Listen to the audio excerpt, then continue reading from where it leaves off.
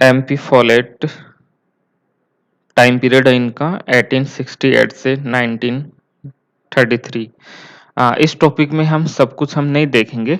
MP folate से जुड़ा हुआ केवल एक टॉपिक हम देखने जा रहे हैं, जो है managing conflict in the organisation. एक संगठन के अंतर्गत जो संघर्ष होते हैं उनको कैसे दूर किया जा सके, कैसे एक ऑर्गेनाइजेशन में जो कॉन्फ्लिक्ट होते हैं उसको दूर किया जाए, इससे संबंधित एमपी फॉलेट के विचार हमें पढ़ने हैं। ऐसा तो है नहीं कि एक ऑर्गेनाइजेशन के अंतर्गत कोई रिवॉल्वर लेके आ जाएगा, वायलेंस करेगा, ऐसा तो है नहीं। हो सकता है एक ऑर्गेनाइजेशन के अंतर्गत जो एम्प्लॉय है और उनके सुपीरियर है, बॉस है, उनमें कुछ इश्यू को लेके कॉन्फ्लिक्ट हो जाए। जैसा बॉस कर रहा है वैसा यहाँ का सबऑर्डिनेट नहीं कर रहा है, तो इस प्रकार का जो कॉन्फ्लिक्ट हमें एक ऑर्गेनाइजेशन के अंतर्गत देखने को मिलता है। कभी कभी एम्प्लॉय स्ट्राइक भी कर लेते हैं, हड़ताल ये सब वहां पर कर ली जाती है। तो इन सबको हम कैसे दूर करें? तो ऑर्गेनाइजेशन के अंतर्गत जो मैनेजिंग को लेके जो कॉन्फ्लिक्ट आता है उसको हम कैसे दूर करें या कैसे उसको कम किया जाए। तो कैसे कम किया जाए? तो एमपी फॉलेट इससे जुड़े हुए अपने कुछ विचार हमें दे रही है, और जिसको यदि हम फॉलो करते हैं तो ऑर्गेनाइजेशन के अंतर्गत जो कॉन्फ्लिक्ट है उसको दूर किया जा सकता है। थोड़ा सा और भी हम इनके बारे में पढ़ लेते हैं, कुछ बेसिक्स जानने का प्रयास करते हैं। इनका टाइम पीरियड एक बार फिर से देखिए आप, 1868 से 1933। कौन सा टाइम पीरियड है ये? आप देखोगे टेलर के कंसेप्ट इसी समय आए थे, 1910-11 के आसपास। इसके अलावा हेनरी फ्योल के कंसेप्ट भी इसी समय आपको देखने को मिलते हैं। यानी क्लासिकल जो अप्रोच हम पढ़ते हैं, शास्त्रीय उपागम हम करते हैं संगठन का, उससे जुड़े जो विचार वो इसी समय हमें देखने को मिलते हैं। लेकिन एमपी फॉलेट का जो विचार है वो भी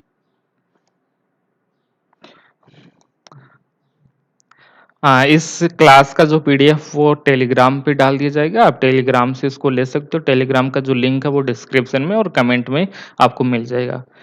दूसरी बात ये कि ये हमारा ऑनलाइन कोर्स का एक भाग है, इसको भी आप ज्वाइन कर सकते हो। ऑनलाइन कोर्स है वो हमारे एप्लीकेशन के ऊपर अवेलेबल है। एप्लीकेशन आपको डिस्क्रिप्शन में मिल जाएगा उसका लिंक, वहां से आप कोर्स ले सकते हो। कोई भी इसमें कोर्स ले सकते हो, अलग अलग पढ़ना चाहते हो। यदि आप अलग अलग यूनिट पढ़ना चाहते हो, वेस्टर्न थिंकर पढ़ना चाहते हो, पॉलिटिकल थियरी पढ़ना चाहते हो, पब्लिक एड, पब्लिक पॉलिसी, जो आप पढ़ना चाहते हो उसके अकॉर्डिंग भी आप कोर्स को ज्वाइन कर सकते हो। तो इस कोर्स के अंतर्गत आपको कंप्लीट जो सिलेबस है उसकी वीडियो क्लासेज और पीडीएफ नोट्स इसमें प्रोवाइड करवाया जाएगा। ओके, तो लिंक दिया हुआ है डिस्क्रिप्शन में, लिंक दिया गया है, तो वहां से आप इसको ज्वाइन कर सकते हो। ओके, वो भी इसी समय का है, लेकिन इनके जो आइडिया है वो काफी एडवांस है। इनका टाइम पीरियड जरूर क्लासिकल अप्रोच से जुड़े जो थिंकर है उनके साथ का है, लेकिन इनका जो कंसेप्ट है, इनका जो आइडिया है वो काफी एडवांस है। इनके बारे में कहा जाता है कि इनके जो आइडियाज है वो एक ब्रिज की तरह काम करते हैं। किसके बीच में? ब्रिज की तरह। क्लासिकल अप्रोच और जो ह्यूमन रिलेशन थ्योरी है, जो ह्यूमन रिलेशन जो अप्रोच है, उनके बीच का एक ब्रिज की तरह काम करता है, उन दोनों को जोड़ने का काम करता है। क्लासिकल अप्रोच में क्या था? क्लासिकल अप्रोच में मानव को एक मशीन मान लिया जाता है। एक ऑर्गेनाइजेशन के अंतर्गत फिक्स रूल होते हैं जिसको फॉलो करना होता है। जैसा कहा है वैसा ही करना होगा। जैसे मशीन के अंतर्गत हम प्रोग्राम होते हैं, उसी प्रकार से एक ऑर्गेनाइजेशन के अंतर्गत प्रोग्राम फिक्स कर दिए जाते हैं कि ऐसे ऐसे करना है। तो मनुष्य को वहां पर एक मशीन मान लिया जाता है, और मानव केवल इकोनॉमिक फैक्टर से सबसे ज्यादा प्रभावित होता है। यदि आप उसको ज्यादा पैसे दोगे तो वो ज्यादा काम करेगा। तो इस प्रकार का एक अप्रोच हमें क्लासिकल जो थियरी है उसमें देखने को मिलता है। दूसरा, हम ह्यूमन रिलेशन पढ़ते हैं, मानव संबंध उपागम हम पढ़ते हैं, मेयो का हम पढ़ते हैं, जिसमें मानव के सामाजिक और मनोविज्ञान का विश्लेषण भी किया जाता है कि मानव केवल आर्थिक कारकों से ही प्रभावित नहीं होता, इसके अलावा भी उसके आसपास जो लोग रहते हैं वो भी उसको प्रभावित करते हैं। वहाँ का एनवायरनमेंट कैसा है उससे भी प्रभावित होता है। मानव जिस समूह में रहता है, जिस ग्रुप में रहता है, वो कैसा है, उस पर भी उसका जो काम है, उस पर इफ़ेक्ट पड़ता है। तो ये सब बात यहाँ पर मेयो ने किया था। लेकिन यहाँ पर एमपी फोलेट के जो विचार है वो दोनों ही प्रकार के, इससे एडवांस है क्लासिकल अप्रोच के और ह्यूमन रिलेशन थ्योरी के आसपास के विचार आपको इसमें देखने को मिलते हैं। तो इसको क्या कहा जा रहा है, इनके जो आइडिया है वो एक ब्रिज की तरह काम कर रहे हैं, दोनों को जोड़ने का काम कर रहे हैं एमपी फोलेट के विचार। पीटर ड्रकर एक बड़े स्कॉलर है, जिनको हम पढ़ते भी हैं, हमारे सिलेबस में भी है। इनको प्रोफेट ऑफ मैनेजमेंट कहते हैं, भविष्य वक्ता कहा जाता है इनको, प्रबंधन का, और हिज गुरु। ओके, ये पीटर ड्रकर इनके बारे में कुछ कह रहे हैं कि ये क्या है, एक भविष्य वक्ता है और गुरु भी है मेरी। ओके, तो ये कौन कह रहे हैं, पीटर ड्रकर कह रहे हैं। आगे इसमें, ये तो अभी हमने देख लिया, कोई इश्यू नहीं, आगे देखिए इसमें एक स्कॉलर है डेनियल ए रेन, ये भी कुछ इनके बारे में कह रहे हैं। ये कह रहे हैं, इनका यदि आप टाइम पीरियड देखोगे तो साइंटिफिक मैनेजमेंट का जो एरा है, साइंटिफिक मैनेजमेंट का एरा है, उस समय से ये बिलोंग करती है। जब साइंटिफिक मैनेजमेंट थ्योरी दी जाती है उसी समय इनके विचार आपको देखने को मिलते हैं। लेकिन इनके जो इनका जो दर्शन है, इनका जो फिलोसॉफी है, वो कब का है, सोशल एरा, जब मानव को कहा गया, मानव के बारे में कहा गया कि ये सामाजिक और मनोवैज्ञानिक जो गतिविधियां होती है, जो कारक होते हैं, उनसे भी प्रभावित होता है। तो ऐसा जब कहा गया था, उस समय की इनकी फिलोसॉफी है। ये टाइम पीरियड इनका पहले का, लेकिन इनके जो विचार है वो काफी एडवांस है, ये बात कही जा रही है। तो ये थोड़ा आपको ध्यान में रखना है, इनका स्टेटमेंट, डेनियल ए रेन का जो स्टेटमेंट है ये आपको पता होना चाहिए। बाकी इनको पढ़ सकते हो, कोई इसमें समस्या नहीं होगी आपको। कुछ इनकी किताबें हैं, किताबें पता होना चाहिए। इनकी जो फेमस किताब है जिसको आज हम पढ़ेंगे वो है क्रिएटिव एक्सपीरियंस, 1924 के अंतर्गत ये बुक आती है, काफी महत्वपूर्ण बुक है, इसको आपको पता होना चाहिए। इसके अलावा भी द न्यू स्टेट काफी ठीक किताब है इनकी, ये जरूर आपको नंबर 4 नंबर किताब आपको पता होना चाहिए, डायनेमिक एडमिनिस्ट्रेशन और क्रिएटिव एक्सपीरियंस। यदि एक ही किताब याद करना है तो आप क्रिएटिव एक्सपीरियंस कीजिए, 2 कर सकते हो तो डायनेमिक एडमिनिस्ट्रेशन ये भी आपको पता होना चाहिए, बाकी इनको भी देख सकते हो। The speaker of the house of representatives और द न्यू स्टेट 1920, इनको भी आप देखना चाहो तो दे सकते हो, लेकिन बुक नंबर 3 और बुक नंबर 4, इन दोनों को आपको ठीक से याद रखना है, ये तो कंपल्सरी है। ओके, क्रिएटिव एक्सपीरियंस आज का जो हमारी क्लास रहेगी वो इसी के ऊपर रहेगी, क्रिएटिव एक्सपीरियंस। ये जो अंतिम बुक है ये इनकी मृत्यु के बाद में आती है, काफी बाद में आई है, 1941 में ये बुक आई है। ओके, 1941 में ये बुक आती है। इनके जो लेक्चर थे, ओके, इनके जो भी लेक्चर थे और जो रिसर्च पेपर इनके हुआ हुआ थे, उन सबको एक जगह किया जाता है, उनको एक जगह लाया जाता है, किसके द्वारा, ये एरविक और मेटकोप के द्वारा। इनके जितने भी लेक्चर होते हैं, इनके जो रिसर्च पेपर होते हैं, उनको एक बुक के रूप में पब्लिश किया जाता है, कब, 1941 में, और उसका सेकंड एडिशन 1973 में लाया जाता है एरविक और फॉक्स के द्वारा। ये भी थोड़ा सा ध्यान में रख लीजिए। चलिए अपने कंसेप्ट के ऊपर आते हैं और ये क्या कहना चाह रही है, आखिर एक संगठन के अंतर्गत संघर्ष क्यों होते हैं, ये देख लीजिए। सबसे पहले, क्यों एक संगठन के अंतर्गत जो भी ऑर्गेनाइजेशन है उसमें कॉन्फ्लिक्ट क्यों होते हैं, बात सीधी सी है। एक संगठन में बहुत सारे लोग काम करते हैं और प्रत्येक व्यक्ति का जो आइडिया होता है वो अलग अलग होता है, क्योंकि प्रत्येक व्यक्ति अलग अलग बैकग्राउंड से आते हैं। सभी व्यक्तियों का जो बैकग्राउंड है वो एक जैसा नहीं होता है, कोई किस समाज से आता है, कोई किसी दूसरे समाज से आता है, कोई दूसरी स्टेट से आता है, कोई कौन सी जाति से आता है, कौन सा धर्म धर्म से आता है, इन सब का भी कौन सी लैंग्वेज वहां पर बोली जा रही है।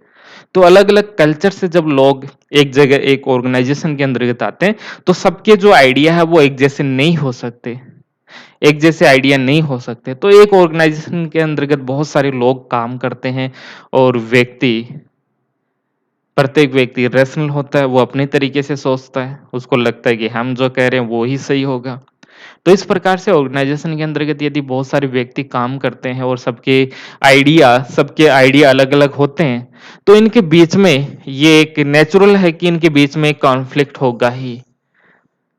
बेसिक्स क्या है? बेसिक्स यही है कि एक ऑर्गेनाइजेशन के अंतर्गत कई सारे लोग काम करते हैं, लोगों का एक समूह काम करता है और जब लोगों का एक समूह काम करता है तो सभी व्यक्तियों के आइडिया अलग-अलग होते हैं। सभी जो व्यक्ति है वो अलग-अलग तरीके से जब सोचते हैं, जब सभी अलग-अलग तरीके से सोचेंगे तो इनके बीच में विचारों को लेके कॉन्फ्लिक्ट होगा। यदि विचारों को लेके कॉन्फ्लिक्ट होता है तो समस्या आएगी। एक ऑर्गेनाइजेशन जितना काम कर सकता है, जिस एफिशिएंसी के साथ में एक ऑर्गेनाइजेशन काम कर सकता है, दक्षता के साथ में काम कर सकता है, उतना वो अब नहीं कर पाएगा क्योंकि अ, हमेशा ही कॉन्फ्लिक्ट यदि एक ऑर्गेनाइजेशन के अंतर्गत बना रहता है, तो कोई भी ऑर्गेनाइजेशन ठीक से काम नहीं कर पाएगा। आगे फोलेट कुछ और भी अपने विचार दे रही है। वो क्या कर रही हैं कि क्या है ऑर्गेनाइजेशन एक सामाजिक व्यवस्था है। इसको आपको लिखना है, नोट करना अच्छे से। ऑर्गेनाइजेशन क्या है? एक सिस्टम है, किस प्रकार का? सोशल सिस्टम है, ना कि एक कोऑपरेटिव। कोऑपरेटिव नहीं है, एक सामाजिक व्यवस्था है। और ऑर्गेनाइजेशन क्या नहीं है? एक सहकारी सामाजिक प्रणाली नहीं है। क्या नहीं है? एक ऐसा कोई ऑर्गेनाइजेशन नहीं है कि सभी मिलजुल कर काम करेंगे। ऑर्गेनाइजेशन क्या है? केवल एक सामाजिक व्यवस्था है, जहाँ पर कई सारे लोग रहते हैं और उनके सभी आइडिया अलग-अलग रहते हैं, सभी एक जगह काम करते हैं, लेकिन उनके बीच में हमेशा सहयोग ही रहे, कोऑपरेशन उनके बीच में हमेशा रहे, ये पॉसिबल नहीं है। हमेशा कोऑपरेशन रहे, वो पॉसिबल नहीं है। क्यों नहीं है? क्योंकि उनके आइडिया अलग-अलग होते हैं। सबके विचार हैं, वो अलग-अलग होते हैं और जब सबके आइडिया अलग-अलग होते हैं, तो उनके बीच में क्या होगा? उनके बीच में कॉन्फ्लिक्ट होगा। तो प्लेट ये कह रही है कि संगठन क्या है? एक सामाजिक व्यवस्था है, लेकिन एक सहकारी सामाजिक प्रणाली नहीं। ये एक ज़रूर है, एक सोशल सिस्टम ज़रूर है, लेकिन उनके बीच में कोऑपरेशन नहीं देखने को मिलता है। कुछ समय के लिए हो सकता है, लेकिन हमेशा तो वो साथ-साथ मिलकर काम नहीं कर सकते। उनके बीच में कॉन्फ्लिक्ट होगा ही क्योंकि सबके आइडिया अलग-अलग होते हैं। लेकिन यदि सबके बीच में कॉन्फ्लिक्ट है, कॉन्फ्लिक्ट ज़ोन वो बना हुआ है, कोई भी ऑर्गेनाइज़ेशन हमेशा ही संघर्ष होते रहते हैं। तो इससे कोई भी ऑर्गेनाइज़ेशन वो आगे नहीं बढ़ेगा, वो तो हमेशा उसी प्रकार की जो समस्या है, वो उसमें उलझा रहेगा, कुछ नहीं कर पाएगा। जैसे एक परिवार को आप ऑर्गेनाइज़ेशन मान लीजिए, परिवार के अंतर्गत भी यदि कॉन्फ्लिक्ट बना रहता है, तो वो आगे नहीं बढ़ पाता है। हमेशा वही मामले, इश्यू होते हैं। कोई भी विकास परिवार का नहीं होता है, कोई भी ऑर्गेनाइज़ेशन का नहीं होता है, कोई भी देश का नहीं होता है, कोई भी कंपनी, कोई भी देश का डेवलपमेंट नहीं हो पाता यदि उसमें कॉन्फ्लिक्ट बना हुआ है। तो यहाँ पर ये बात कर रही है और इनका मानना है कि यदि कंपनी के कंपनी के अंतर्गत कोई भी ऑर्गेनाइजेशन के अंतर्गत यदि कॉन्फ्लिक्ट है, तो क्या हम इससे कुछ फ़ायदा उठा सकते हैं? क्या इससे हम कुछ क्रिएट कर सकते हैं? Creative experience. क्या हम इससे कुछ नया कर सकते हैं क्या? कुछ नया कर सकते हैं क्या? जो प्रॉब्लम है, उसका समाधान हम कैसे करें और यदि समाधान हम कर रहे हैं, क्या हमारे पास में कुछ नया आइडिया आ सकता है इससे? इसके ऊपर हाइलाइट कीजिए। जैसे फिर से मेरी बात सुनिए, एक कंपनी है और एक कंपनी के अंतर्गत 10 लोग हैं, ऑर्गेनाइज़ेशन बोल दीजिए। 10 लोग हैं यहाँ पर, सबके आइडिया अलग-अलग है। यदि हम इन सभी की बातों को सुने, 10 लोग हैं और सभी की बातों को हम सुने, तो हो सकता है कुछ नया हमारे पास में आया। ऐसा कुछ नया आइडिया आ जाए जिससे कंपनी का ग्रोथ ज़्यादा हो, ऑर्गेनाइज़ेशन अच्छे से काम करे। होता क्या है, जैसे एक ऑर्गेनाइज़ेशन के अंतर्गत इनका जो बॉस होता है, जैसा वो कहता है, वैसा ही एक ऑर्गेनाइज़ेशन के अंतर्गत होता है। लेकिन यदि हम सभी की बात सुनेंगे, एक ऑर्गेनाइज़ेशन के अंतर्गत जितने भी लोग हैं, सभी की हम बात सुनेंगे, तो हमारे पास में कुछ नया आइडिया आ सकता है और उस आइडिया का प्रयोग करते हुए हम अपने ऑर्गेनाइज़ेशन को आगे ले जा सकते हैं। दूसरी बात, ऑर्गेनाइज़ेशन के अंतर्गत यदि हम सभी की बात सुन रहे हैं, तो यहाँ पर जो कॉन्फ्लिक्ट बना है, वो भी एक पीस के अंतर्गत, पीसफुल एनवायरनमेंट के अंतर्गत भी चेंज हो सकता है। कैसे होगा? ये अभी हमें देखना है कि कैसे हम कुछ नया कर सकते हैं, कुछ नया आइडिया ला सकते हैं, कैसे हम ऑर्गेनाइजेशन के अंतर्गत जो कॉन्फ्लिक्ट होता है, उसको हम दूर कर सकते हैं। कैसे? समझिए इनको, एक-एक करके समझिए। तो इनका बुक है, बहुत फेमस बुक है ये, क्रिएटिव एक्सपीरियंस 1924 के अंतर्गत ये लिखी जाती है। और इसमें वो पहले बता रही है कि कॉन्फ्लिक्ट जो होता है वो क्या है, एक नॉर्मल प्रोसेस है, एक सामान्य प्रक्रिया है। कोई भी ऑर्गेनाइजेशन होगा तो उसमें कॉन्फ्लिक्ट होगा। क्यों होगा? क्योंकि सबके आइडिया अलग-अलग होंगे। जब सभी के आइडिया अलग-अलग होंगे तो यहाँ पर कॉन्फ्लिक्ट होगा ही।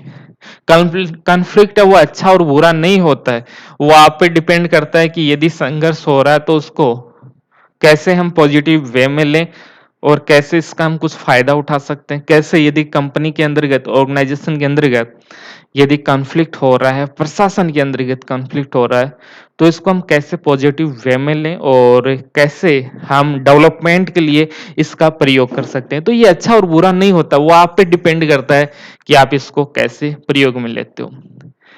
तीसरा पॉइंट ये है कि एक जो ऑर्गेनाइजेशन है जिसमें ह्यूमन रहते हैं, जो मानव संगठन होता है, उसमें कॉन्फ्लिक्ट होगा ही। उसको हम अवॉइड नहीं कर सकते। ऐसा कोई भी ऑर्गेनाइजेशन नहीं बना है कि उसमें कॉन्फ्लिक्ट हो ही नहीं। जहां पर मानव रहेंगे, मानव का एक समूह रहेगा, वहां पर कॉन्फ्लिक्ट जरूर होगा, जरूर यहां पर होगा।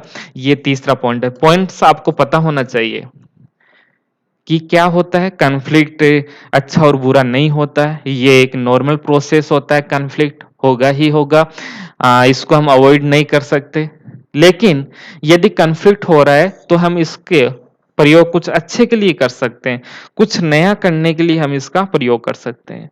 जैसे मैंने अभी आपको बताया जैसे मैंने अभी आपको बताया कि एक ऑर्गेनाइजेशन के अंतर्गत सामान्यतः जो सुपीरियर होता है, जो सुपीरियर होता है उसी की बात को सुना जाता है, सबऑर्डिनेट की नहीं, एम्प्लॉय की बातों को अक्सर नहीं सुना जाता है, जिससे कॉन्फ्लिक्ट बना रहता है। समाधान क्या है? समाधान यही है कि सभी लोगों की बातों को सुना जाए, जितने भी इसमें लोग रहते हैं, जितने भी एम्प्लॉय, सबऑर्डिनेट ये सब रहते हैं, उन सब की बातों को सुना जाए। हो सकता है किसी का ऐसा कुछ आइडिया हो, किसी का कुछ ऐसा आइडिया हो जिससे जिससे ऑर्गेनाइजेशन का विकास हो जाए। हो सकता है ऐसा कुछ आइडिया निकल के आ जाए यहाँ पर।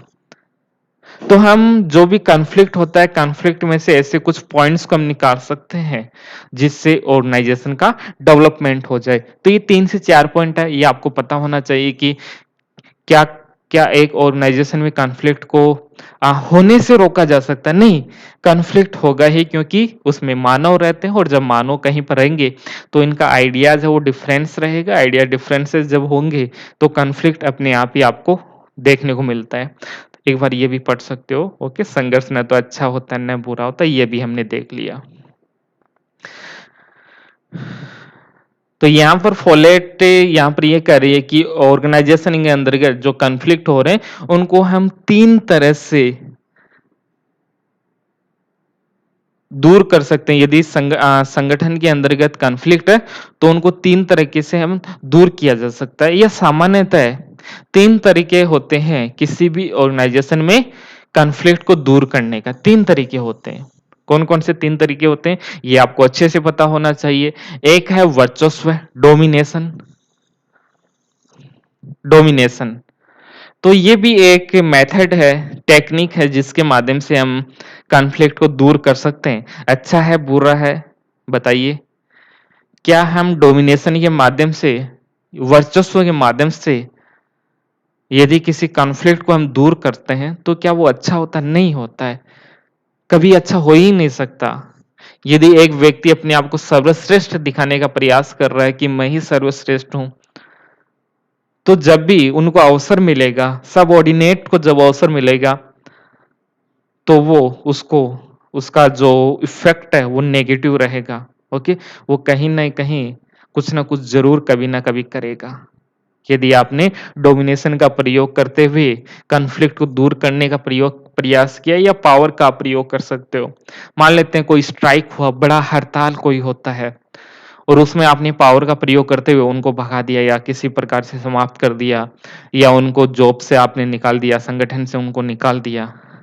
तो इससे समस्या का समाधान नहीं होता है, कॉन्फ्लिक्ट फिर आगे कंटिन्यू रहेगा। तो यदि आप वर्चस्व का प्रयोग करते हो, डोमिनेशन का प्रयोग करते हो, उसको डोमिनेट करते हो, तो किस कभी भी समस्या का समाधान नहीं हो सकता। ये परमानेंट सॉल्यूशन नहीं है।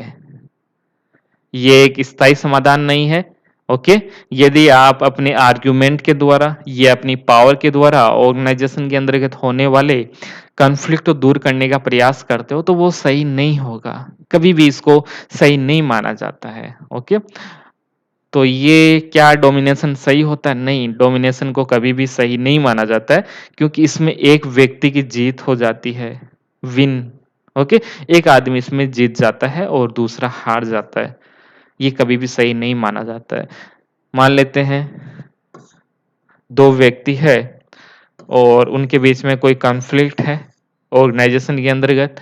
उसमें व्यक्ति ए और बी, इसने अपनी पावर का प्रयोग किया किसी भी प्रकार से इसने पावर का प्रयोग किया और बी के जो आर्गुमेंट थे, जो कॉन्फ्लिक्ट को लेके जो आर्गुमेंट थे, जिन आर्गुमेंट को लेके कॉन्फ्लिक्ट हो रहा था, उसको दबा दिया। उनको सुना ही नहीं, उनको दबा के रख दिया। ऐसे में क्या होगा? इसको ठीक नहीं लगेगा, फीलिंग है वो गुड नहीं आएगा इसको। ओके, वो अवसर की तलाश करेगा कि मेरे पास भी ऐसा अवसर आएगा और मैं उसका फायदा उठाऊंगा। ओके, तो यदि कहीं पर भी डोमिनेशन होता है तो वो ठीक नहीं माना जाता है। अंतरराष्ट्रीय राजनीति में, इंटरनेशनल पॉलिटिक्स में भी आपको ऐसा देखने को मिलता है। यदि आपने डोमिनेशन का प्रयोग किया अपने जो विरोधी है या अपने जो भी सामने है उसको समाप्त करने का, तो फिर से उठ खड़ा होता है। जैसे जर्मनी का आप एग्जाम्पल ले सकते हो। फर्स्ट वर्ल्ड वार हुआ, फर्स्ट वर्ल्ड वार में जर्मनी से जुड़ी हुई जो संधियां होती है, वर्साई की जो संधियां होती है, वो जर्मनी के पक्ष में नहीं थी। जर्मनी के साथ में जो व्यवहार किया गया था वो ठीक नहीं था उसके अंतर्गत।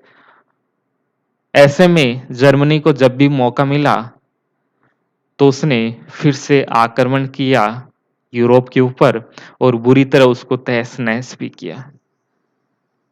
तो जब आप अपनी वर्चस्व का प्रयोग करते हुए दूसरों को समाप्त करने का प्रयास करते हो, दूसरे के आर्ग्यूमेंट्स को समाप्त करने का प्रयास करते हो, तो उसको यदि अवसर मिलेगा तो वो फिर से खड़ा होगा आपके सामने, फिर से खड़ा होगा और फिर वो आपको समाप्त करने का प्रयास करेगा। तो ये कोई अच्छा तरीका नहीं माना जाता है कि डोमिनेशन का प्रयोग करते हुए आप कॉन्फ्लिक्ट ज़ोन को पीस ज़ोन में बदल रहे हो। ये कभी भी सही नहीं माना जाता है। आगे देखिए दूसरा तरीका क्या हो सकता है? एक तो हमने देख लिया कि वर्चस्व यदि ऑर्गेनाइजेशन है, वहाँ पर बॉस हो सकता है, वो अपने वर्चस्व का प्रयोग करते हुए कॉन्फ्लिक्ट को पीस में चेंज करने का प्रयास करता है, लेकिन ये कोई परमानेंट सॉल्यूशन नहीं होता है। ओके, जो एम्प्लॉय है वो कभी भी इसके बारे में अच्छा नहीं सोचेंगे बॉस के बारे में और नुकसान पहुंचाने का प्रयास कभी ना कभी करेंगे या कंपनी के डेवलपमेंट के लिए वो काम नहीं करेंगे। कंप्रोमाइज किया जा सकता है, समझौता। सामान्यतः आज तक हम देखें तो कॉन्फ्लिक्ट को पीस में बदलने का काम समझौते के द्वारा किया गया है, लेकिन फॉलेट इनका भी समर्थन नहीं करती है कि ये भी सही नहीं है, ये भी सही नहीं है। क्यों नहीं है? क्योंकि जब भी कंप्रोमाइज होगा, ए बी ए और बी व्यक्ति है यहाँ पर, और कंप्रोमाइज के अंतर्गत कुछ ना कुछ देना होता है, कंप्रोमाइज करना पड़ता है, कुछ ना कुछ हमें छोड़ना पड़ता है, दोनों को कुछ ना कुछ छोड़ना पड़ता है, जो कि ठीक नहीं होता है। जब भी उनको अवसर मिलेगा तो वो तो फिर सामने आ जाएंगे। तो ये भी ऐसा ही होता है और निरर्थक होता है। इसका समर्थन फोलेट के द्वारा नहीं किया जाता है कि ऑर्गेनाइजेशन के अंतर्गत कंप्रोमाइज करके हम कॉन्फ्लिक्ट को पीस में बदलें। इसका समर्थन भी यहाँ पर फोलेट के द्वारा नहीं किया जाता। क्यों? क्योंकि यदि जब भी कंप्रोमाइज होता है तो कुछ ना कुछ दोनों पक्षों को, दोनों जो पार्टी होती है उनको कुछ ना कुछ छोड़ना पड़ता है और जब भी उनको अवसर मिलेगा वो उसको फिर से प्राप्त करने का प्रयास करेंगे। ओके, क्योंकि जब भी समझौता होता है वो आसानी से नहीं होता, उसमें भी कहीं ना कहीं पावर का प्रयोग किया जाता है। डोमिनेशन इसमें भी हो सकता है कि समझौते की जो टेबल होती है उस पर लाया जाता है दूसरी पार्टी को, यदि नहीं आओगे तो हम ऐसा कर देंगे। तो कहीं न कहीं जो कंप्रोमाइज़ होता है, उसमें भी डोमिनेशन का प्रयोग हम कर सकते हैं, और जो कि सही नहीं माना जाता। ये भी एक अस्थायी होता है, परमानेंट नहीं है, ये निरर्थक होता है। इसका समर्थन भी फोलेट के द्वारा नहीं किया जाता है, क्योंकि इसमें भी दोनों पक्ष कुछ न कुछ छोड़ते हैं, और जब भी उनको अवसर मिलेगा, एक बार वो फिर से सामने आएँगे और फिर से कॉन्फ्लिक्ट को बढ़ाएँगे। तो जब समझौता एक संघर्ष पर किया जाता है, तो ये एक ऐसी स्थिति का कारण बन सकता है, जहाँ पर कोई जीत या हार सकता है। Okay, both side given away some part want, give up a part of its desire to settle down issue. Okay, तो समझौते के माध्यम से संघर्ष को हल तो किया जा सकता है, लेकिन यह व्यक्तियों में दमन पैदा करता है, और एक दबा हुआ व्यक्ति संघर्ष को हल करने की अपनी इच्छा को छोड़ देगा, हालांकि ये बाद में और अधिक विनाशकारी परिणाम लाएगा। फिर से देख लीजिए आप, फर्स्ट वर्ल्ड वार का एग्जाम्पल ले सकते हो। कंप्रोमाइज किया गया, जर्मनी ने भी किया, क्योंकि उनकी कंडीशन ऐसी थी उस समय। जरूर उन्होंने उन्होंने कंप्रोमाइज किया, लेकिन एक बार फिर से जब वह पावर में आता है, तो काफी विनाश लेके आता है पूरे विश्व के अंतर्गत। तो आप इसको देख सकते हो, ऐसा ही ऑर्गेनाइजेशन के अंतर्गत होता है। इनके जो नियम है वो आप किसी एक ऑर्गेनाइजेशन के अंतर्गत ही नहीं, हर सिस्टम में अप्लाई कर सकते हो। हर सिस्टम, जो भी सिस्टम होता है उसमें आप अप्लाई कर सकते हो।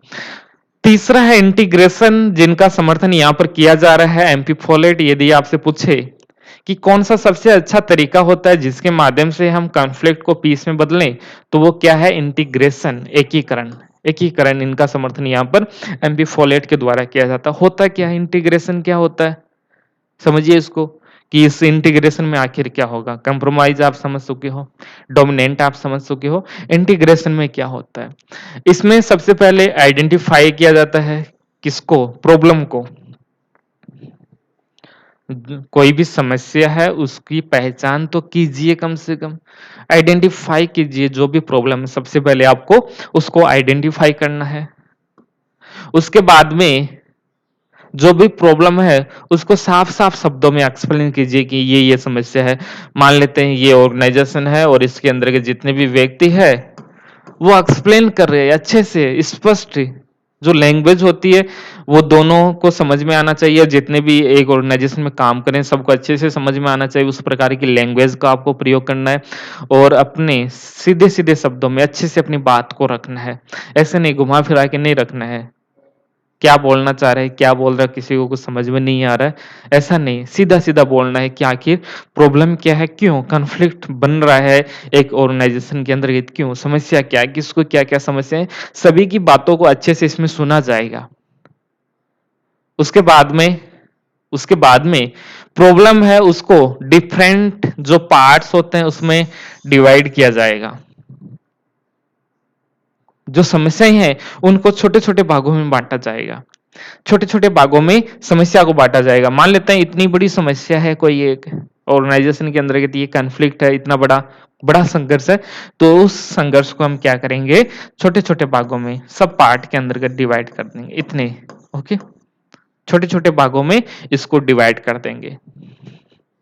उसके बाद में ये जो छोटी छोटी समस्याएं हैं उनका हम समाधान करेंगे, उनका हम समाधान करें। आंसरिंग ईच अदर क्वेश्चन से हम आंसर देंगे, और जो भी प्रॉब्लम होगी उसका समाधान हम करेंगे। मान लेते हैं इसमें एक ऑर्गेनाइजेशन है, उसमें एक हो गए बॉस हो गए, और यहाँ पर एम्प्लॉय हो गए।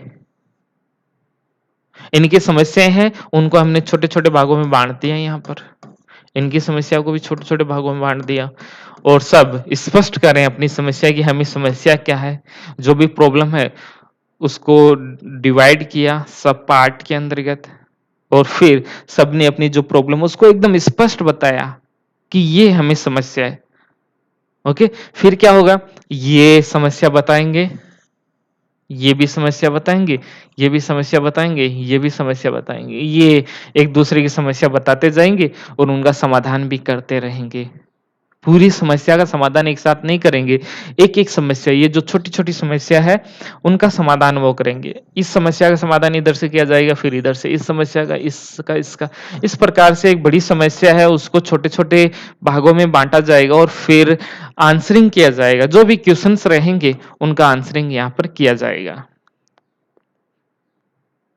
तो यहाँ पर ये जो व्यवहार किया जाता है, सर्कुलर जो व्यवहार किया जाता है, वही इंटीग्रेशन का बेस होता है और यही इंटीग्रेशन है, उसके माध्यम से हम कॉन्फ्लिक्ट को पीस में बदल सकते हैं। यही होता है कंस्ट्रक्टिव कंस्ट्रक्टिव कॉन्फ्लिक्ट। ओके, जो कॉन्फ्लिक्ट हो रहा है उससे हम कुछ कंस्ट्रक्ट कर रहे हैं।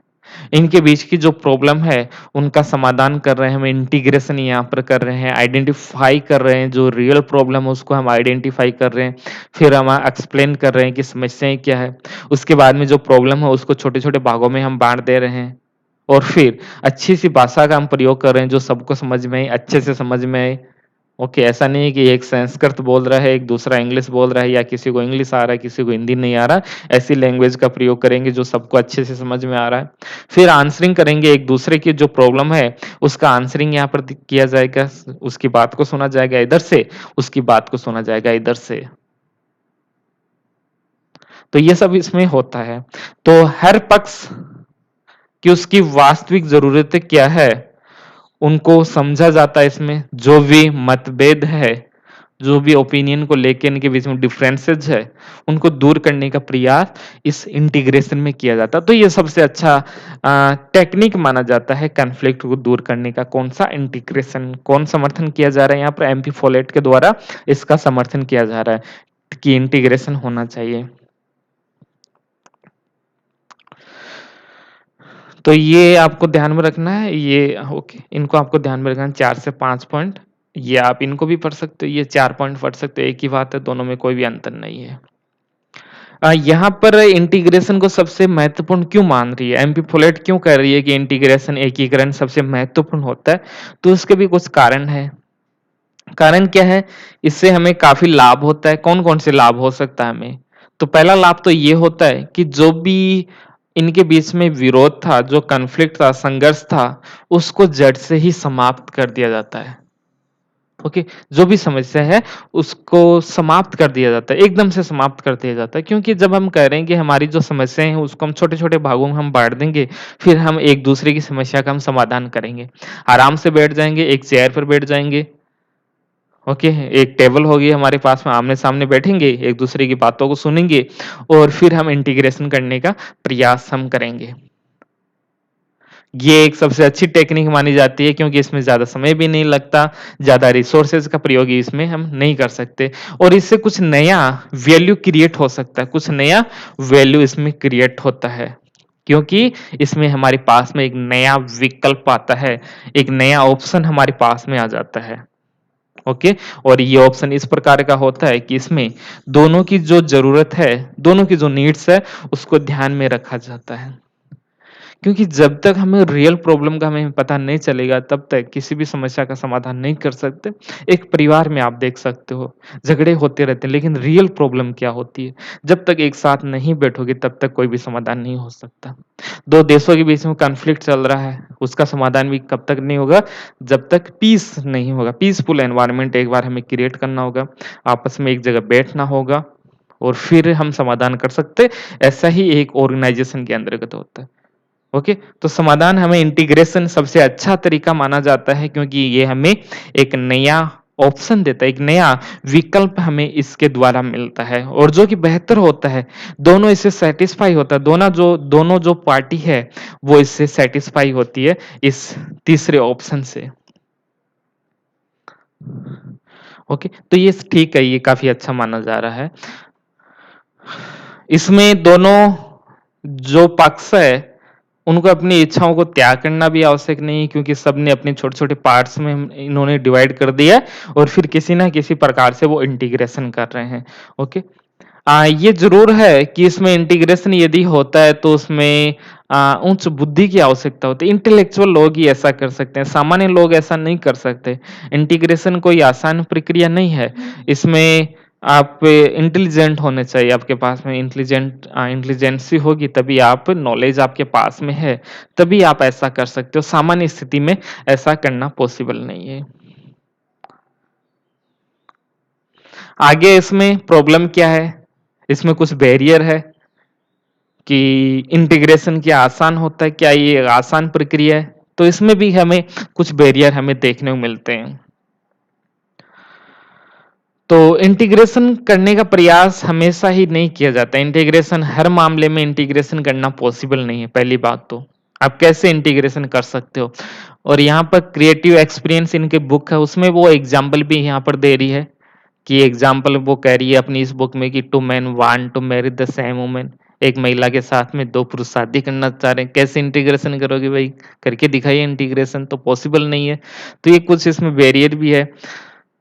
इसके अलावा ट्रेनिंग की आवश्यकता होती है। इंटीग्रेशन नॉर्मल तो हो नहीं सकता, इसके लिए हमें ट्रेनिंग चाहिए, नॉलेज चाहिए, इंटेलिजेंसी चाहिए, तभी हो सकता है। डोमिनेशन और इंटीग्रेशन सॉरी डोमिनेशन, हाँ, हो सकता है कि इंटीग्रेशन में भी डोमिनेशन हो जाए कभी-कभी।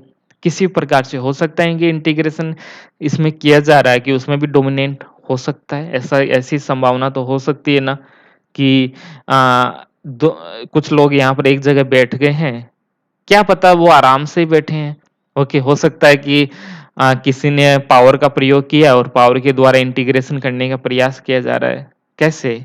कैसे हमें पता चलेगा कि ये वास्तविक एकीकरण है या यहाँ पर भी पावर का प्रयोग किया जा रहा है? कुछ हमें पता नहीं रहेगा इसके अंतर्गत।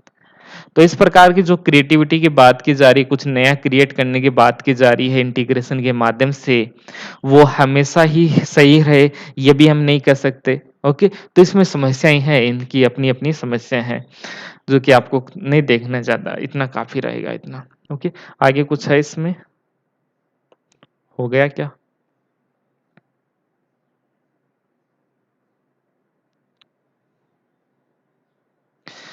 बैरियर देख लीजिए, ज्यादातर लोगों को दूसरों पर प्रभुत्व बनाए रखने में आनंद आता है, काफी अच्छा लगता है, फीलिंग गुड आता है कि हम प्रभुत्व जमाए रखें। डोमिनेशन जब किया जाता है तो हमेशा खुश रहते हैं। सत्ता के साथ प्रबंधकों का अति लगाव होता है और वे सत्ता प्राप्त करने की हमेशा ही कोशिश करते हैं, हमेशा ही उनके द्वारा कोशिश की जाती है। एकीकरण करने के लिए लोग प्रशिक्षित नहीं होते, जो एकीकरण में सबसे बड़ी बात है। ऐसा पॉसिबल नहीं है कि हमेशा ही इंटीग्रेशन हो सके, ऐसा संभव नहीं है। और कुछ है इसमें? हो गया, इतना ही है। कुछ एग्जाम्पल और देना चाहें? कोई आवश्यकता नहीं, इसमें आपका काम चल जाएगा। समझ गए होंगे एक इंटीग्रेशन, डोमिनेशन क्या होता है, कंप्रोमाइज क्या होता है, कैसे कॉन्फ्लिक्ट होता है, कैसे उसको हम पीस में बदलें। यहाँ पर इंटीग्रेशन का समर्थन यहाँ पर एमपी फॉलेट के द्वारा यहाँ पर किया जा रहा है। क्रिएटिव एक्सपीरियंस 1924, शुरू में कुछ स्टेटमेंट हमने देखे थे, वो आपको ध्यान में रखना है। कॉन्फ्लिक्ट क्या एक ऑर्गेनाइजेशन के अंतर्गत कॉन्फ्लिक्ट होने से रोका जा सकता? नहीं, कॉन्फ्लिक्ट को हम अवॉइड नहीं कर सकते, क्योंकि यहाँ पर मानव रहते हैं और जब मानव रहेंगे तो कॉन्फ्लिक्ट होगा ही होगा, लेकिन उसको दूर करने का प्रयास किया जा सकता है। सबसे अच्छा तरीका कौन सा है? इंटीग्रेशन सबसे अच्छा तरीका है। ओके, तो ये सब आप समझ गए होंगे। बाकी इसका जो पीडीएफ है वो टेलीग्राम पे डाल दिया जाएगा, वहां से इसको आप देख सकते हो। ओके, इसका जो पीडीएफ है वहां से पढ़ सकते हो डायरेक्ट।